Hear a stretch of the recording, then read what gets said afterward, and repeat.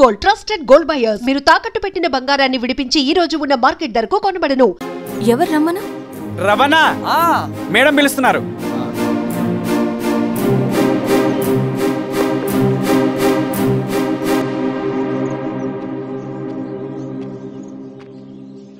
ఇతనే రవణ. శిరీష మీరా?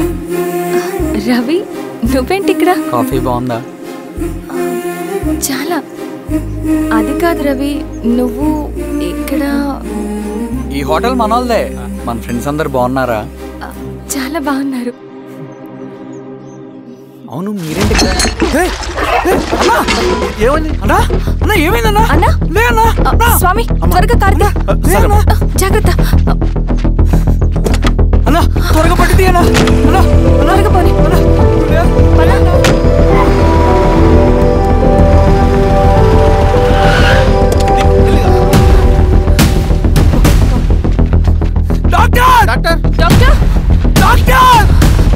ఏమైంది డాక్టర్? త్వరగా చూడండి డాక్టర్.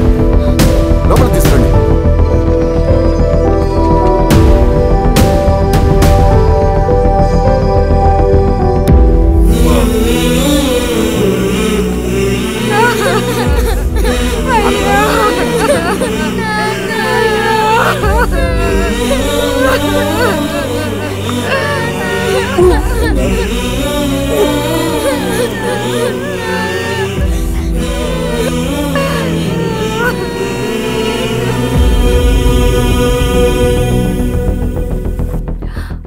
ఎలా ఉంది డాక్టర్?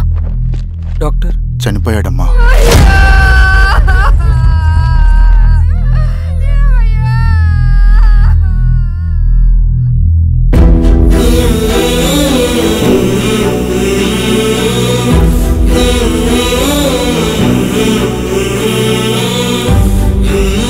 ఆ పేపర్స్ ఏంటి రవి? అతని భూమికి సంబంధించిన పేపర్స్. ఒక సంవత్సరం నుంచి ఈ పేపర్స్ పట్టుకుని ప్రతిరోజు ఎంఆర్ ఆఫీస్ చుట్టూ తిరిగేవాడు. భూమిని తాకట్టు పెట్టి అప్పు తీసుకున్న పాపానికి టైంకి వడ్డీ కట్టలేదని అప్పిచ్చిన ఆ దొర ఎంఆర్ఓ ఆఫీస్లో లంచం ఇచ్చి భూమిని తన పేరు మీద రాయించుకున్నాడు. ఈ ఎంఆర్ఓ ఆఫీస్లో ఎవరు నిజాయితీగా పనిచేయట్లేదండి. చెట్టు కట్టి నరకాలు ఒక్కొక్కడిని. నరికేయడమేంటి రవి? నువ్వు కాగితం మీద ఒక బొమ్మ గీస్తావు, ఒక చోట సరిగ్గా రాదు, ఏం చేస్తావు? ఎరేజర్తో సరిచేస్తావా, లేకుంటే ఆ పేపర్ని చింపేస్తావా? మరి మనుషుల విషయంలో ఎందుకు రాదు ఆ ఆలోచన? తప్పు చేసిన ప్రతి ఒక్కరిని నరుక్కుంటూ పోతే చివరికి మిగిలేది మనుషులు కాదు, శవాలు.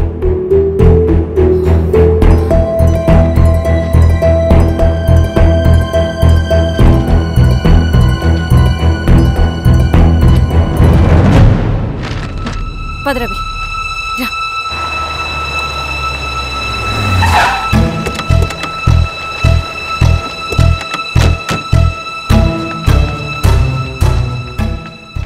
పానుకోటి నర్సయ్య ల్యాండ్ ఎవరు చూస్తున్నారు?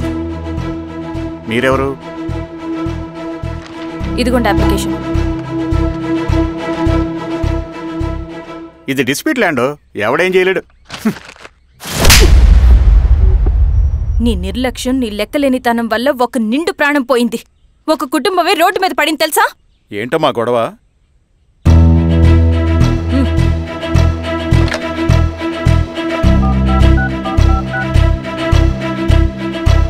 Hello sir.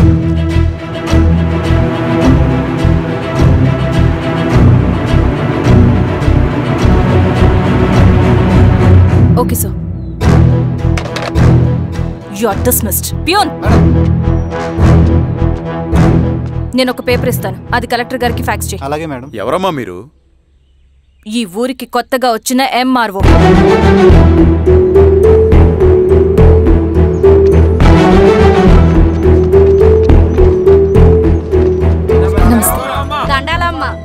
మీ పరిస్థితులు నాకు తెలుసు. పని చేస్తేనే మీకు పూట గడుస్తుంది. పనులు మానుకుని మీరు ఈ ఆఫీస్ చుట్టూ తిరగాల్సిన అవసరం లేదు. నేనే మీ ఊరొస్తాను. ఆ రోజు అరగంట వీలు చూసుకుంటే చాలు, మీ పని పూర్తయిపోతుంది.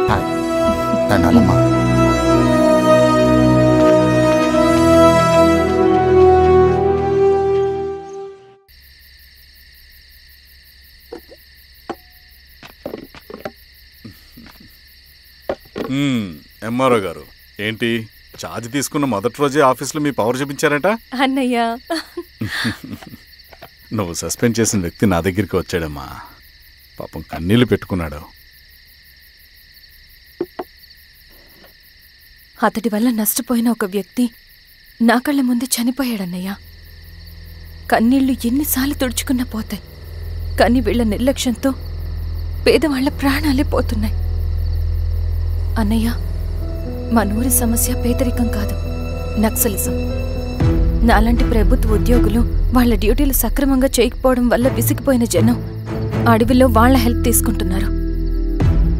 ఒక వ్యవస్థ ఇక్కడ సరిగ్గా పనిచేయనందుకే మరో వ్యవస్థ అక్కడ పుట్టింది. అందుకే నా పన్నం చేయనివ్వండి. స్నానం చేసిరండి, భోజనం చేద్దాం.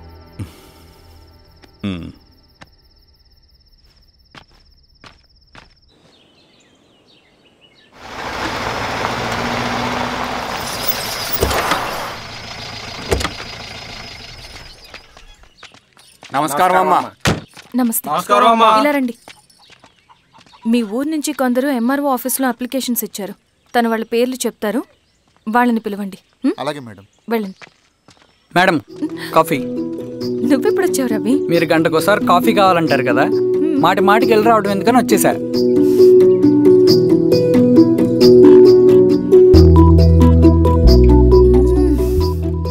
రవి, ఈ కాఫీ కోసమైనా నేను పెళ్లి చేసుకోవచ్చు.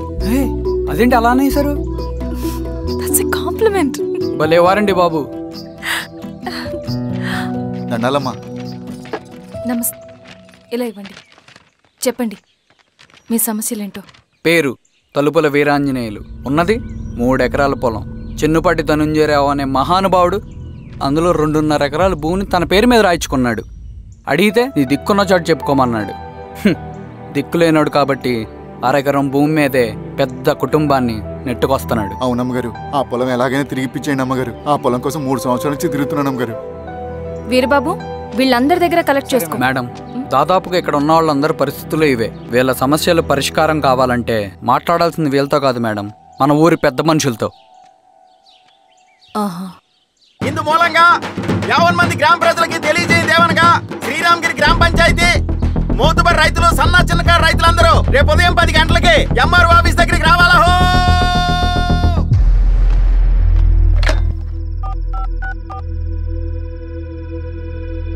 హలో, ఎవరు? నమస్తే బాబాయ్, నేను ఈశ్వర్ రెడ్డి. ఎలా ఉన్నావు? బాగున్నా. చెప్పు బాబాయ్. శిరీష్ ఎంఆర్ ఆఫీస్లో భూ సమస్యల గురించి రేపు మీటింగ్ ఏర్పాటు చేసింది. ఈ విషయం మన వాళ్ళంతా ఎలా తీసుకుంటారో అర్థం కావట్లేదు. అందుకనే మీకు ఫోన్ చేశాను. శిరీష్ చెప్పింది చేయండి, అదే మనకు కలిసి వస్తుంది. సరే బాబాయ్, ఉంటాను.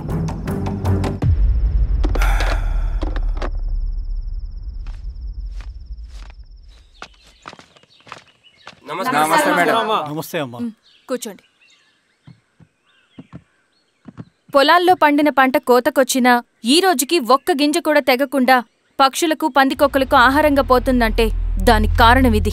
ఈ ఊరికి పట్టిన దౌర్భాగ్యం మీరు చేసిన అక్రమాల చిట్టా. కడుపు మంటతో ఉన్నవాళ్లు మీరు చెప్పిన కూలీకొచ్చి ఎందుకు పనిచేస్తారు? దౌర్జన్యాలు చేసి దిక్కున్న చోటు చెప్పుకోమన్నారు. ఇప్పుడు అడవే వాళ్ళకి దిక్కైంది. అది ఎవరి తప్పు? మొత్తం 100 ఎకరాల పైచిలుకు భూమి వాళ్ల దగ్గర దౌర్జన్యంగా లాక్కుని ఇన్ని సంవత్సరాలుగా మీరు అనుభవిస్తూ ఉన్నది. మీ అంతట మీరుగా తిరిగిచ్చేస్తారా, లేదా చట్టం ఎలా పనిచేస్తుందో మీకు చేసి చూపించమంటారా? అలా చేయండి మేడం. నువ్వు ఆగవే నరసింహులు. ఏం చేయాలో మా ఎంఆర్ఓ గారికి బాగా తెలుసు. అట్టా కానివ్వండమ్మా. ఇస్తే మీ పొలాలు ఇవ్వండి, మా వివం. మీ పేరేంటి? సామిరెడ్డి. రూల్స్ ప్రకారం వెళ్తే మీ మొత్తం పొలం పోతుంది. కూర్చోండి. సామిరెడ్డి కూర్చో.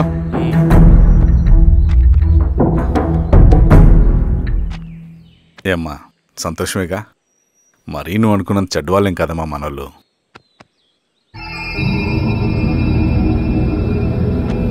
పదనాన్న. నమస్తే. పెద్ద ఆయన చెప్పాడు, అంతా మన మంచికే. పోను నీకే అర్థం అవుతుంది. కొత్త ఆర్డినెన్స్ వచ్చాయి. దాంట్లో ముఖ్యమైనవి జరగబోయే మైనింగ్ ఆపాలి. రెండోది జెడ్పీటీసీ ఎలక్షన్స్ని బైకాట్ చేయాలి. దీనికి జనాల్ని సిద్ధంగా ఉంచాలి. లాల్ సలాం కామ్రేడ్. లాల్ సలాం. ఏంట్రవి, శ్రీరామ్గిరిలో భూస్వాములందరూ దేవుళ్ళైపోయారంట, పేద ప్రజలకంతా వరాలు ఇస్తున్నారంట, ఏంటి సంగతి? అవునన్నా, నేను కూడా ఆశ్చర్యపోయాను. ఒక గవర్నమెంట్ ఆఫీసర్ తలుచుకుంటే ఒక ఊరు క్షణాల్లో ఎలా మారిపోద్దో నా కల్లారా చూశానన్నా. అది కాదన్నా, అంటే నా ఉద్దేశం వాళ్ళు ఏం చేసినా దానికి ఒక స్ట్రాటజీ ఉంటుంది. శిరీష వాళ్ళ వర్గానికి చెందిన అమ్మాయి. ఆ అమ్మాయికి ఎంత పాపులారిటీ వస్తే వాళ్ళకంత మంచిది. ఎందుకంటే వాళ్ళ అన్నయ్య ఈశ్వర్ రెడ్డి రాబోయే జెడ్పీటీసీ ఎలక్షన్స్లో చైర్మన్గా పోటీ చేయబోతున్నాడు. ఈ అభిమానం మొత్తం వాళ్ళు ఓట్ బ్యాంక్గా మార్చుకోపోతున్నారు. అంటే అన్నా, శిరీష అయినా ఎవరైనా ఒకే తాను ముక్కలే. అధికారమే వాళ్ళ అవసరం తీరుస్తుంది. వీళ్ళందరూ అధికారం కోసం ప్రయత్నం చేసేది వాళ్ళ ఉనికిని కాపాడుకోవటం కోసమే. రేపే నామినేషన్ వేస్తున్నారు.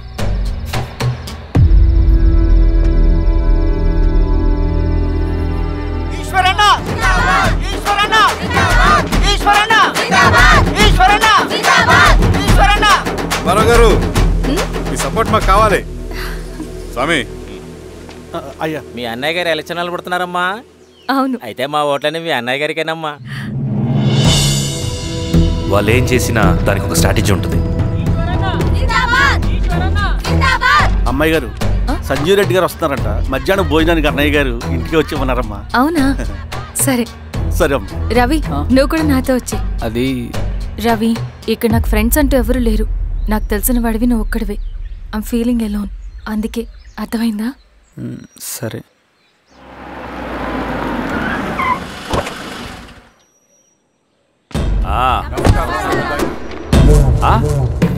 సురా, బాగున్నావా?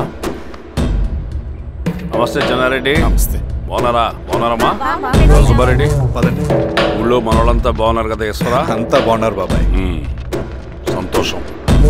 ఈసారి మళ్ళీ మనం ఏకగ్రీవం అవ్వాలి రెడ్డి. మనకు పోటీ లేదు, మనదే విజయం. సంతోషం. కూర్చోండి.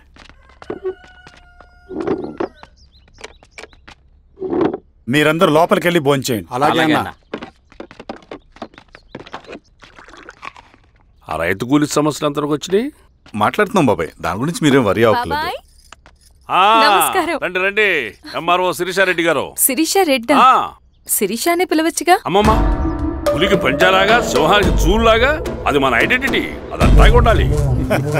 సరే బాబాయ్, నేను ఫ్రెష్ అయ్యేస్తాను, మీరు కానివ్వండి. అయినా ఈ కాలం చదువుకున్న ఆడపిల్లలతో మాట్లాడటం చాలా కష్టం. చుట్టుపక్కల శిరీషకున్న ఇమేజ్ మనకి చాలా మంచి అయింది ఈశ్వరా. నేను అడగకముందే పార్టీ హైకమాండ్ సర్వే చేయించి నీకే ఫేవర్గా ఉండడం వల్ల టికెట్ ఇచ్చింది.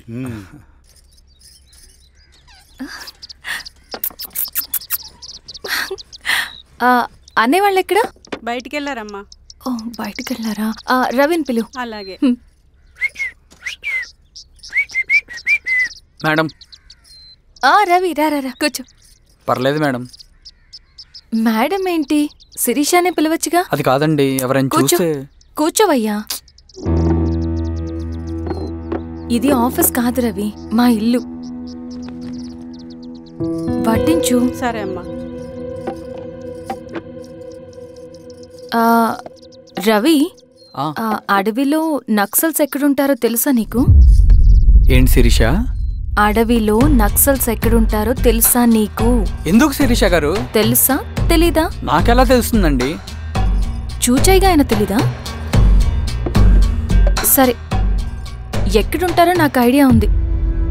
సాయంత్రం ఇద్దరం కలిసి వెళ్దాం. అది కాదండి. నువ్వు వస్తున్నావు అంతే, తిను. ఇది ఎక్కడ కూడా రా బాబు, సడన్ గా నక్సల్స్ అంటుంది, అడుగుంటుంది. కొంప తీసి నా మీద అనుమానం వచ్చిందే ఏంటి? రవి, ఇక్కడే ఆపొకసారి. ఎందుకు ఇప్పుడు ఈ టైంలో అడ్వెంచర్లు? ఇప్పుడు జరగరాంది ఏమైనా జరిగితే రేపు మీ అన్నయ్యకి తెలిస్తే బాగోదు. రవి, చుట్టూ చూడు, పైన వెన్నెల, పక్కనే అడవి. ఎంత బ్యూటిఫుల్ గా ఉందో. అవునా? అవునా ఏంటి? అసలు ఎప్పుడు చూసినా ఎందుకలా డల్ గా ఉంటున్నావు? కాలేజీలో ఇలా ఉండేవాడివి కాదు కదా, ఏమైంది? అది ఒక్క నిమిషం. హలో మేడం, పేషెంట్ కి అర్జెంట్ గా ఏ పాజిటివ్ బ్లడ్ కావాలి మేడం. రవి, అర్జెంట్ గా హాస్పిటల్కి పోనీ. ఏమైంది? పోనీ. రండి మేడం, ప్లీజ్ రండి. పోలీసులకి నక్సల్స్ కి కాల్పులు జరిగాయి. ఆ కాల్పుల్లో గూడెం కుర్రాడు ప్రాణాపాయ స్థితిలో ఉన్నాడు. తన బ్లడ్ మీ బ్లడ్ సేమ్. ఆ బ్లడ్ గ్రూప్ మా హాస్పిటల్లో లేదు. అందుకే మీకు కాల్ చేశాను. ఓ అవునా? అవును మేడం. పదండి డాక్టర్. Thank you madam.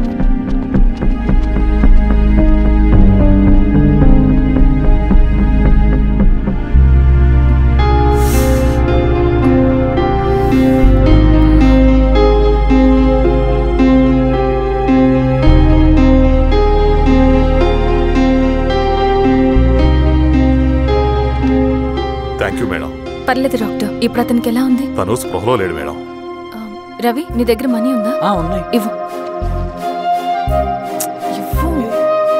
ఇది అతనికి అందించండి. జాగ్రత్తగా చూసుకోండి. అలాగే మేడం.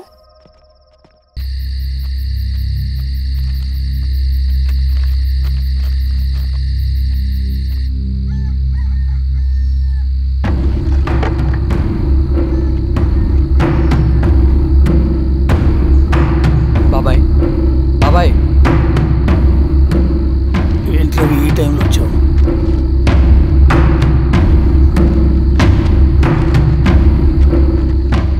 కామ్రేడ్, జరగబోయే జెడ్పీటీసీ ఎలక్షన్లో మన పార్టీ తరఫున జెడ్పీటీసీ చైర్మన్ పదవికి పోటీ చేయడానికి అర్హుడైన అభ్యర్థిగా మిమ్మల్ని సెంట్రల్ కమిటీ ఏకగ్రీవంగా నిర్ణయించింది.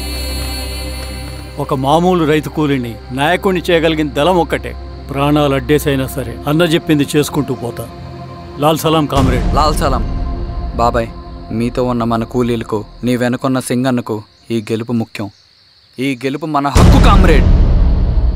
వీళ్ళ మద్దతు మనకే ఉందన్నా. ఇది సరే, ఆ వర్గం వాళ్ళ ఓట్లు కూడా మనకు పడాలి. నమస్తే అమ్మా. ఆహా, మీ ఇద్దరిని చూస్తుంటే కడుపు నిండిపోతుందమ్మా. ఒక ఎంఆర్ఓ, ఒక జెడ్పీటీసీ చైర్మన్. అదేంటి బాబాయ్, ఇంకా ఎలక్షన్స్ జరగలేదు? పోటీ అని ఉంటేనే కదమ్మా ఎలక్షన్స్ జరిగేవి.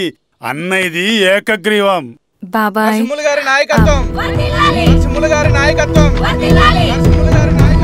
ఓ, అయితే పోటీ ఉందన్నమాట.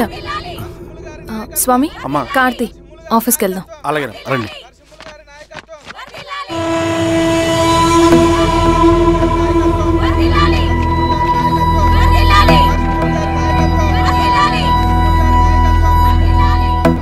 నమస్తే.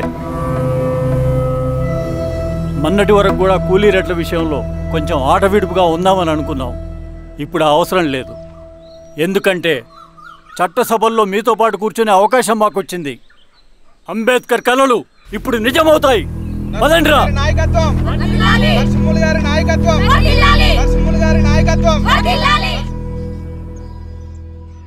ఆ నరసింహ ఎలక్షన్ పోటీ చేయటం ఏంటి? నా కర్మ వీరస్వామి, నా పోస్టింగ్ ఉన్నప్పుడు ఇవన్నీ జరగాల. ప్రచారానికి మారువేషంలో అన్నలు కూడా వస్తారేమో సార్. రాని ఎవడన్నా వచ్చి విప్లవం ఉద్యమం అని మాట్లాడాడు అనుకో, నా కొడుకున్నప్పుడు గానీ జీవితమే ఒక ఆట, సాహసమే పుబాట, ఎదురే నాకు లేదు నన్నెవడు ఆపలేడు, ఎదురే నాకు లేదు నన్నెవడు ఆపలేడు, జీవితమే ఒక ఆట, సాహసమే పుబాట. ముసుగు మీద చేయేస్తే మడత పెట్టి కొడతా. నువ్వా? ఎవడరేడు? ఈ తెల్లని గుర్రం శాంతికి సంకేతం, ఈ నల్లని బట్టలు న్యాయానికి చిహ్నం, ఈ ఎర్రని రంగు విప్లవానికి నాంది, ఈ కొరడ శిక్షా స్మృతికి చిహ్నం. సార్ ఇది చిరంజీవి పిచ్చాడు. తీసుకెళ్ళండి. నాగలి గుర్తు చేయాలి ఓటు. నాగలి గుర్తు మీద ఓటేయాలి. నాగలి గుర్తు మీద ఓటేయాలి. ప్రతిసారి ఎన్నికలు వస్తున్నాయి. ప్రతి ఎన్నికలప్పుడు రకరకాల పార్టీల నుంచి నాయకులు వస్తున్నారు. లేనిపోని వాగ్దానాలు చేస్తున్నారు. పొలాలు ఇస్తామంటారు, భూములు ఇస్తామంటారు, ఇల్లు కట్టిస్తామంటారు. ఏమన్నా జరిగిందా ఇప్పటి వరకు? ఏం జరగలేదు కదా. మరి కష్టాలన్నీ పోవాలంటే ఏం చేయాలి? మనం మన పార్టీని మనం గెలిపించుకోవాలి. నాగలి గుర్తుకే ఓటేయండి. ఇన్ని సంవత్సరాలు మీకు సేవ చేసుకునే అవకాశం నాకు ఇచ్చారు. అలాగే ఇంకొకసారి మాకు ఓటేసి భవిష్యత్తులో కూడా మీకు సేవ చేసుకునే అవకాశం మాకు ఇస్తారని కోరుకుంటూ మీ ఈశ్వర్ రెడ్డి. మన ఓటు ఈశ్వర్ రెడ్డికే, మన ఓటు లాంతర్ గుర్తుకే, మన ఓటు. సార్ లాంతర్ మర్చిపోకడం మోయా. నమస్తే.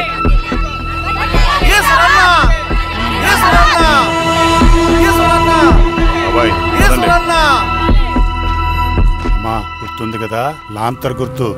అలాగే కూలీ రేట్లు పెంచమంటే పెంచడం, ఎలక్షన్లో డబ్బులు మాత్రం మంచుతారు. ఏ మనుషులో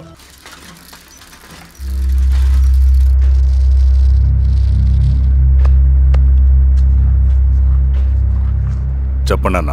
అన్ని సమస్యలు పోలీస్ స్టేషన్లో పరిష్కారం కావు రెడ్డి, కొన్ని మనమే చూసుకోవాలి. పంట ఎదగాలి అంటే పొలంలో నీళ్లు పారించాలని పెద్దోళ్ళు అంటారు. అదే పంట చేతికి రావాలంటే రక్తం పారించాలని అడవిలో వాళ్ళంటే అట్టే. కానీ ఇందులో మన తప్పేం లేదు, అందుకు మనమేం చేయలేం. ఊర్లో అన్నిటికీ పెద్ద అడవి, ఏది జరిగినా నీ చేతుల మీదగానే జరగాలి. అర్థమైంది కదా? పదరా.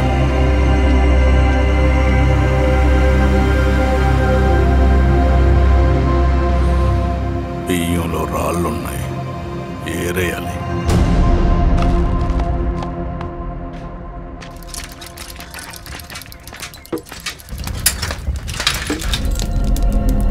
నమస్తే అన్న. నమస్తే నమస్తే. ఓ లీటర్ పాలు పోయి. సుబ్బన్ అంత బాగున్నారా?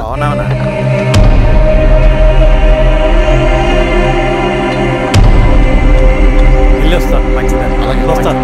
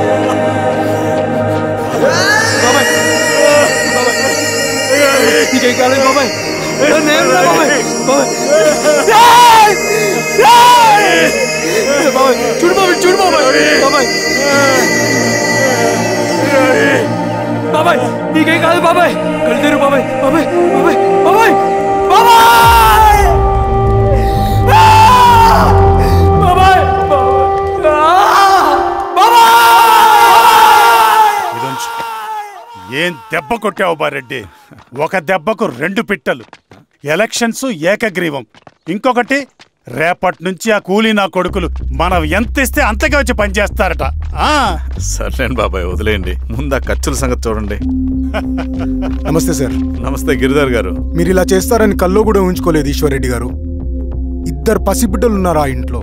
వాళ్ళ గురించి ఏమైనా ఆలోచించారా? రేపు వాళ్ళు మళ్ళీ అడవిలోకి వెళ్ళి గన్నులు బాంబులు తీసుకొచ్చి మీ ఊరి మీదనే పడతారు. అప్పుడు వాళ్ళకు మీరు, మీకు వాళ్ళు. ఇది ఆగదు. అసలు ఏం మాట్లాడుతున్నావు గిరిధర్? మీకు అగేన్స్ట్ గా ఇప్పటివరకు ఏ ఎవిడెన్స్ లేదు. మీకు చెప్పేద్దామని వచ్చాను. బయలుదేరండి.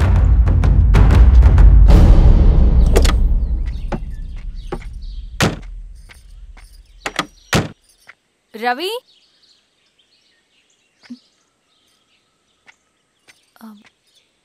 రవి ఈరోజు ఆఫీస్కి రాలేదేంటి?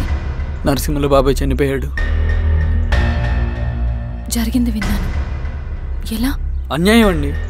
ఎలక్షన్లో నిలబడితే చంపేస్తారా? ఎవరు? ఎవరా? ఆపోజిట్ పార్టీ వాళ్ళు. అందరికీ చెప్తుంటారుగా, మీ అన్నకి చెప్పలేదా? ఇలా చంపుకుంటూ పోతే ఏదో ఒక రోజు మన వాళ్ళని చంపుకోవాల్సి వస్తుందని. రవి, వెళ్ళి మీ అన్నకి చెప్పుకోండి.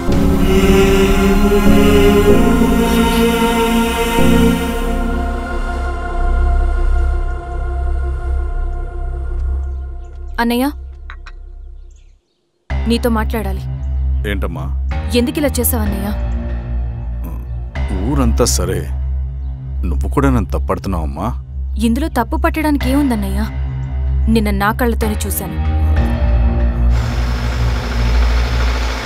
స్వామి కారాపు దానికి పద.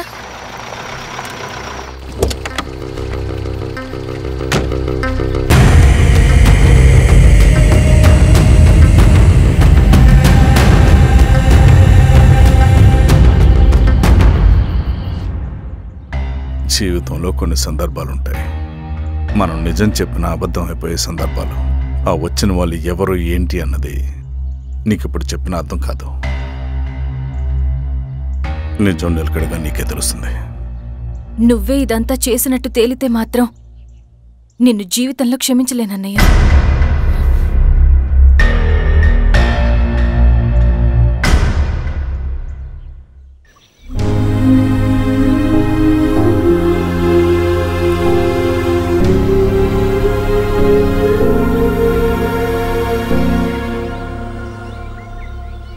కామ్రేడ్ నరసింహన్న అమరే! కామ్రేడ్ నరసింహన్న అమరే! కామ్రేడ్ నరసింహన్న అమరే!